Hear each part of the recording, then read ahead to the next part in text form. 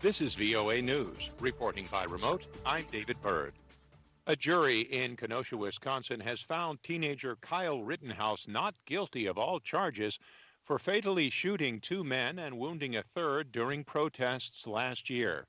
AP's Jennifer King reports. After 3.5 days of deliberation, we, the jury, find the defendant, Kyle H. Rittenhouse, not guilty. Rittenhouse sagged and collapsed as he was acquitted of all charges. Rittenhouse brought an AR-style semi-automatic rifle and a medical kit to a night of tumultuous protests over police violence in the summer of 2020. Rittenhouse argued self-defense in the shooting of Joseph Rosenbaum, saying he was attacked. Then, after being chased by bystanders, shot to death protester Anthony Huber, who hit him with a skateboard, and wounded demonstrator Gage Grosskreutz, who admitted pointing a gun of his own at Rittenhouse. Here's defense attorney Mark Richards. It's nice to know that when individuals take the stand to defend themselves, that the jury system in this country will recognize their right of self-defense. Courtroom audio courtesy Court TV. I'm Jennifer King. Advisors to the U.S. Centers for Disease Control and Prevention Friday recommended expanding eligibility of COVID-19 vaccine booster shots.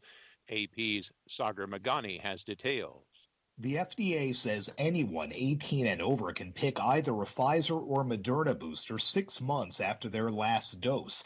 About a dozen states were already offering the shots on their own, amid complaints the federal regulations on who could get them were too confusing. We heard loud and clear that people needed something simpler.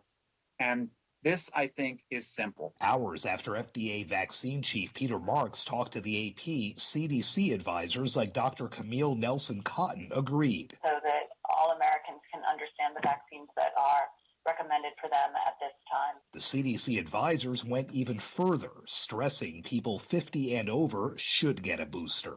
Sagar Magani, Washington. This is VOA News.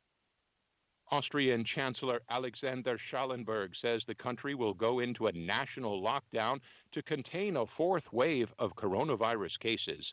AP's Charles de Ledesma reports. Schallenberg says the lockdown will start on Monday and initially last for 10 days.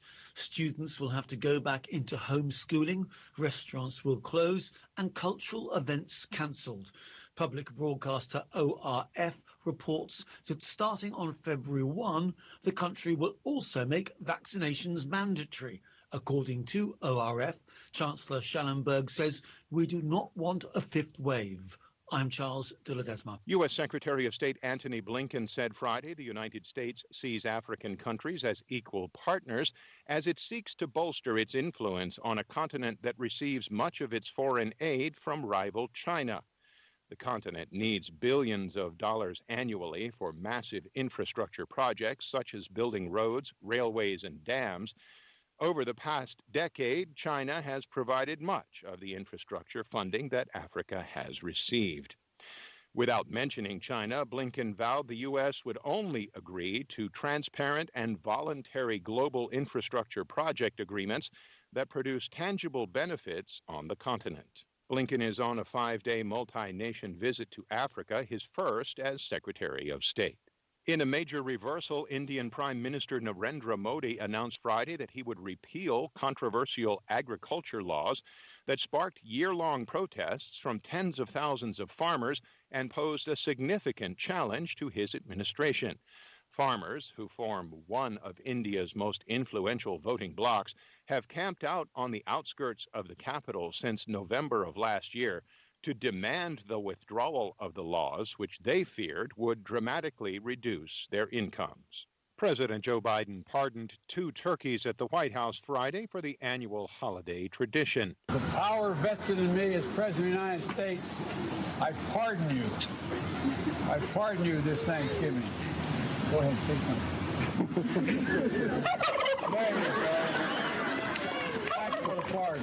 The turkeys will spend the rest of their days at Purdue University's Animal Science Research and Education Center. Presidents have pardoned turkeys since Abraham Lincoln, but President George H.W. Bush made the pardon the American tradition that it is today by sparing a 23-kilogram bird in 1989.